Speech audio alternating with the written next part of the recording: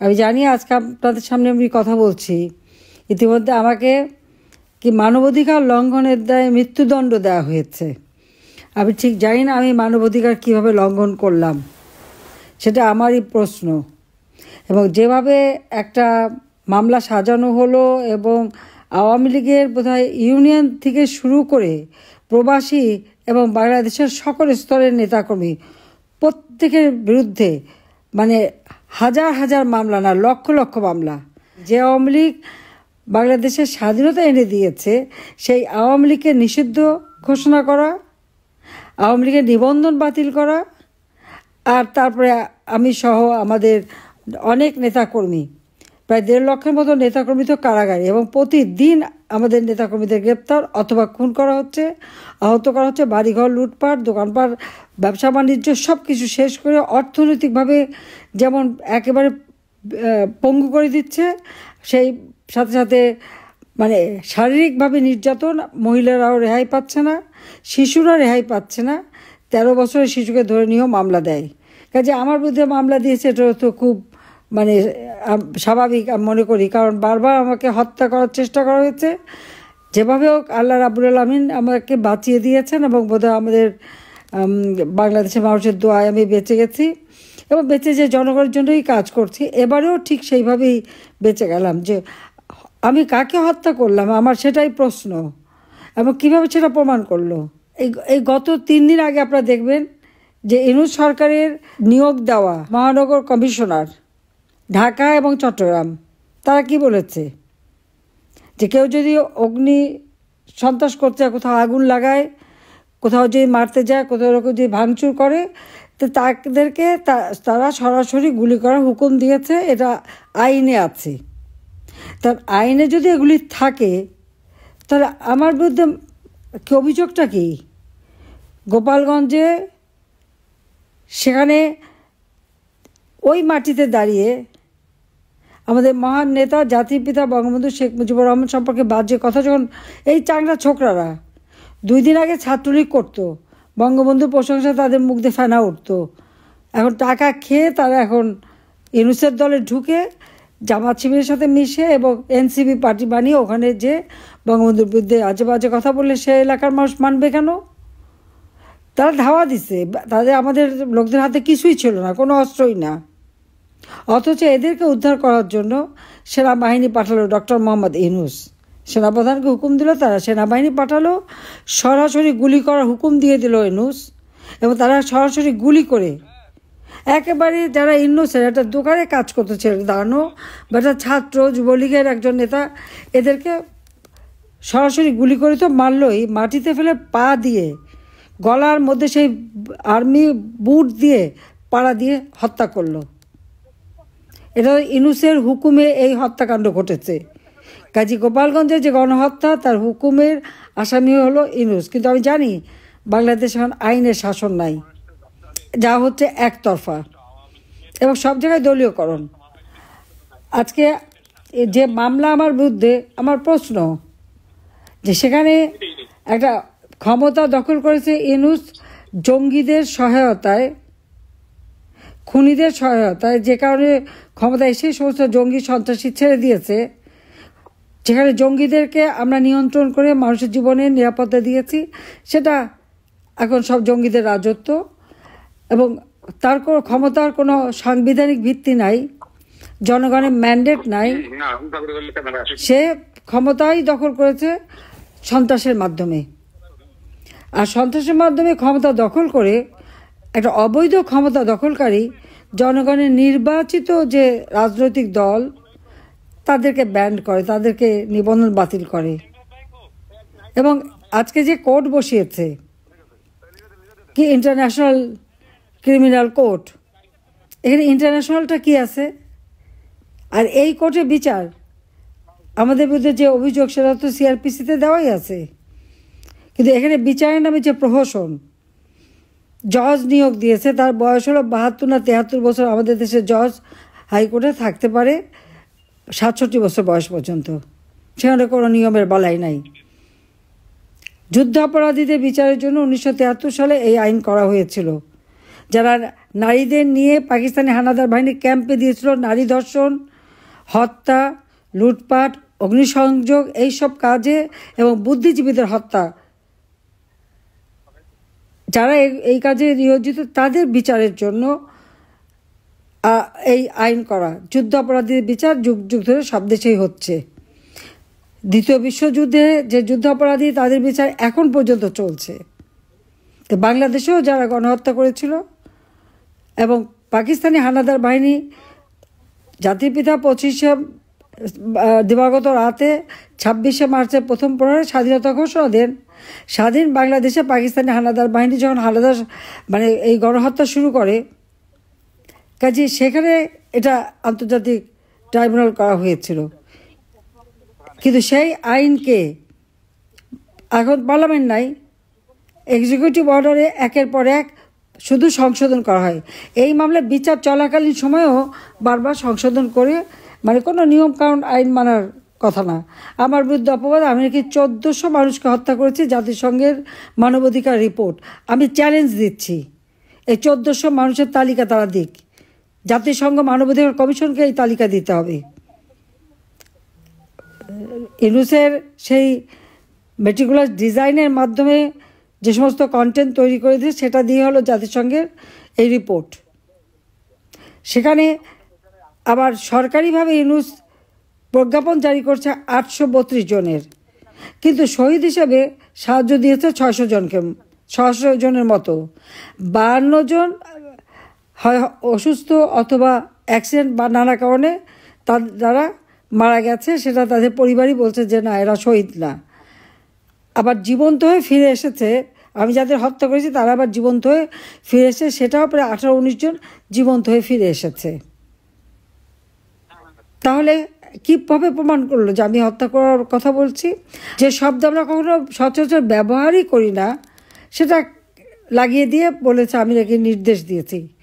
তাহলে এই যে ইউনূস ক্ষমতা দখলের পর একের পর আওয়ামী লীগের নেতাকর্মীদের যে হত্যা করা হয়েছে, আগুন দিয়ে পুড়িয়ে হত্যা করেছে, তাদের তো নাম ঠিকানাও পাওয়া যায়নি। 32 নম্বর আগুন দিয়ে পোড়ালো, সেটা হলো তারেক জিয়ার নির্দেশ, আর তারেক জিয়া আর জামাত আর বিএনপি ইউনূস মিলে 3টা লোকের লাশ পোড়া। আওয়ামী লীগের যত নেতাদের বাড়ি, অফিসে যেখানে আগুন দিয়েছে সেখানেই পোড়া লাশ, নদীতে লাশ ভেসে যাচ্ছে, কেউ পুকুরের ভিতরে লাশ, রাস্তাঘাটে লাশ। বাংলাদেশ জন্য একটা লাশের জায়গা। এসব হত্যাকাণ্ড ইউনূস হুকুম দিয়ে করিয়েছে। আর তাদের দোসর জামাত, শিবির, বিএনপি, এনসিপি, যত জঙ্গি সংগঠন। তা আমার কথা হচ্ছে যে 1400 লোকের হত্যাটা আমি কীভাবে করলাম, এটা তারা প্রমাণ করবে কীভাবে? 15ই জুলাই পর্যন্ত ছাত্ররা আন্দোলন করেছে, সেই 1 জুলাই থেকে। তাদের গায়ে তো 15 জুলাই পর্যন্ত একটা টোকাও পড়েনি, তাদের আমি আরও নিরাপত্তা দিয়েছি। 16ই জুলাই থেকে তারা হত্যাকাণ্ড শুরু করলো। আবু সাইদকে আমি হত্যা করিনি, এটা ইউনূসের মেটিকুলাস ডিজাইনের অংশ হিসেবে হত্যা। নইলে তার বাবা সাক্ষী দেওয়ার সময় বলল আমার ছেলের মাথার পিছনে গুলি, আর সারা বিশ্বকে টেলিভিশন দেখানো হলো সে বুক পেতে গুলি নিল। হ্যাঁ, তাকে রাবার বুলেট মারা হয়েছিল, কারণ সে রংপুর ভিসির বাড়িতে আগুন দিয়েছিল। ভিসিকে বাঁচাতে যে পুলিশ সেখানে যায়, পুলিশকে তারা মারে, পুলিশ রাবার বুলেট মারে। তার পোস্টমর্টমে আছে তার শরীরে আঘাতের চিহ্ন, নাড়ি বুড়ি ছেঁড়া পড়া, লাংসে পানি, গুলি খাওয়া লাশের কিন্তু এটা হয় না। কিন্তু জাতিসংঘকে এটা রিপোর্ট যারা করেছে তারা কি এটা যাচাই করে দেখেছে? তারা লাশ তুলে কেন পোস্টমর্টম বা ফরেন্সিক করে নাই? আমার উপর অভিযোগ দেওয়ার আগে আমি বলবো এগুলি প্রত্যেকটা লাশ তুলে ফরেন্সিক করতে হবে, পোস্টমর্টম করতে হবে। কিভাবে তারা মারা গেছে, 7.62 বুলেট কোথা থেকে আসলো? আমি জুডিশিয়াল এনকোয়ারি কমিশন করে দিয়েছিলাম, কেন সে কমিশনকে ইউনূস কাজ করতে দেয় নাই? কমিশনকে কেন বন্ধ করে দিল? তার কারণ 15ই জুলাই থেকে যত রকম ঘটনা ঘটেছে, অগ্নিসন্ত্রাস, মেট্রো রেলে আগুন, সব এটা তো তার দলের লোকরা, এনসিপি, এরা তো নিজেরাই স্বীকার করেছে, তারা খুব গর্ব করে বলেছে। এবং তাদেরকে সে ইনডেমনিটি দিয়েছে। ইনডেমনিটি কাদের দেয়? যারা দোষী, দায়ী তাদের। তো ইউনূস তাদের ইনডেমনিটি দিল যারা অপরাধী, আর মামলা করলো আওয়ামী লীগের নেতাকর্মীর বিরুদ্ধে। যাদেরকে গুলি করলো আহত হলো তাদের বিরুদ্ধে মামলা, গোপালগঞ্জে সেই কাণ্ডই ঘটিয়েছে। কাজে আমার কথা যে 16ই জুলাই থেকে যে হত্যাকাণ্ড, সেখানে তো আওয়ামী লীগের নেতাকর্মীকে হত্যা করেছে, ছাত্রলীগকে হত্যা করেছে। তো এই যে হত্যাকাণ্ড, আমি কি করেছি? যারা আহত প্রত্যেকে হাসপাতালে চিকিৎসা করিয়েছি বিনা পয়সায়, প্রত্যেকটা আহত, এমনকি নগদ আর্থিক সহায়তা দিয়েছি। 5 তারিখ পর্যন্ত আমি 34টা লাশ যখন এসেছে, আমি প্রত্যেকটা পরিবার, আবু সাঈদের পরিবার থেকে শুরু করে, মুগ্ধর পরিবার থেকে শুরু করে গণভবনে ডেকে তাদের সান্ত্বনা দিয়েছি, আর্থিক সহায়তা করেছি এবং কথা দিয়েছিলাম জুডিশিয়াল এনকোয়ারি কমিশন গঠন করব। 18 জুলাই আমি এনকোয়ারি কমিশন গঠন করেছি হাইকোর্টের জজকে দিয়ে, তারা তদন্ত শুরু করলো। 8 তারিখে ইউনূস ক্ষমতা নিয়ে এসেই তাদেরকে সম্পূর্ণ জুডিশিয়াল এনকোয়ারি কমিশন বাতিল করে দিল। কাজে এই যে অবৈধ সরকার, তাদের অবৈধ সিদ্ধান্ত, এ সবই বাতিলযোগ্য, এটা কোনো কার্যকারিতা নাই। কাজে এদের হাত থেকে দেশকে রক্ষা করতে হবে। এরা বাংলাদেশের অর্থনীতি ধ্বংস করেছে, মেয়েদের কোনো অধিকার নাই। আজকে যত অধিকার মেয়েদের দিয়েছিলাম তা কেড়ে নিয়েছে। এখন জঙ্গিদের শাসন শুরু হয়েছে। আসলে জামাত তো একটা জঙ্গি সংগঠন। আমি জানি না আমেরিকানরা কেন তাদেরকে এত পছন্দ করে। এরা তো সবসময় ওই হত্যা, খুন, জঙ্গি, এটাই তো তাদের কাজ। আর এদের সাথে আরও জঙ্গি সংগঠন সব যুক্ত হয়েছে। বাংলাদেশটা আজকে জঙ্গিদের অভয়ারণ্য। নেতাকে ডক্টর মোহাম্মদ ইউনূস, তার নেতৃত্বে আজকে বাংলাদেশের অর্থনীতি, সামাজিক নিরাপত্তা, নারীর নিরাপত্তা, শিশুদের নিরাপত্তা সব শেষ। কারো কোনো নিরাপত্তা নাই, আইন নাই, বিচার নাই, আইনের শাসন নাই, এবং লাঠি সোঁটা, অস্ত্র, চাপাতি, চাইনিজ কুড়াল এই দিয়ে মানুষকে হত্যা করে করে চিফ জাস্টিস থেকে শুরু করে সবাইকে সরিয়ে দিয়েছে। মানবাধিকার কমিশনকেও তারা এরকম ধাওয়া দিয়ে বের করে দিয়েছে। এখন মানবাধিকার কমিশনও নাই, বা কোনো মানব অধিকার বলেই কিছু নেই। তার উপর ভাঙাচোরা যত আওয়ামী লীগের নেতাকর্মী, আমাদের বাড়ি ঘর সব ভেঙে দিচ্ছে, আর আমাদের বিরুদ্ধে মামলা। আর এই যে বিচারের নামে যে নির্যাতন এবং মানে অন্যায় অবিচার হচ্ছে, তারও প্রতিকার করতে হবে। এটাই আমাদের কথা। দায় মুক্তি দেওয়া চলবে না। দায় মুক্তি যাদের দিয়েছে তাদেরও বিচার করতে হবে। শুধু আওয়ামী লীগের নেতাকর্মীকে দোষ দেবে তা তো না। কাজে আমি এখানে এটাই বলবো যে আপনারা কষ্ট করে যাচ্ছেন, প্রতিবাদ করছেন। বাংলাদেশে তো কথা বলার অধিকার নাই, একটা মানুষও কথা বলতে পারবে না। ইউনূস বলবে আমার সমালোচনা করেন, যেই একজন সমালোচনা করলো তার লাশ পাওয়া গেল নদীতে, অথবা জেলে, অথবা সেই মিডিয়া আগুনে পড়বে। আপনারা দেখবেন যে এমনকি তাদের প্রিয় পত্রিকা প্রথম আলো আর ডেইলি স্টার যদি কোনো একটা নিউজ দেয়, কয়েক ঘন্টার মধ্যে ধমক খেয়ে সেটা সরিয়ে দিতে পারে, এটা তো মিথ্যা, ভুল হয়ে গেছে ইত্যাদি। তার মানে কি?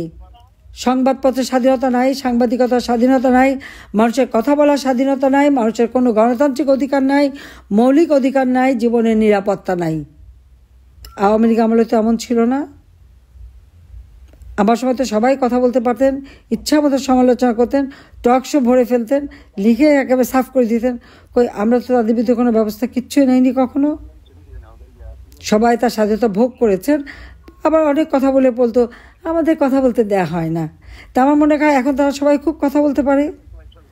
আমি আশা করি যে যারা গণতন্ত্রে বিশ্বাস করে, যারা বিশ্বাস করে government of the people, by the people, for the people, অন্তত তারা ওই গভর্নমেন্ট অফ দি জঙ্গি, বাই দি জঙ্গি, ফর দি জঙ্গি তাদেরকে সমর্থন দেবে না এবং এদেরকে ক্ষমতা থেকে হটাবে। ইউনূসের অধীনে কোনো নির্বাচন অবাধ নিরপেক্ষ হতে পারে না। অবৈধ ক্ষমতাকে বৈধতা করার জন্য তারা ভোট চুরি করে 2/3 মেজরিটি নিয়ে তাদের ক্ষমতা বৈধ করার চেষ্টা করবে। সেই জন্যই আওয়ামী লীগকে সরিয়ে দিয়েছে। কারণ আওয়ামী লীগ এত অপপ্রচারের পরেও আওয়ামী লীগই জনগণের চাহিদা, আওয়ামী লীগই জনগণের কাছে জনপ্রিয়।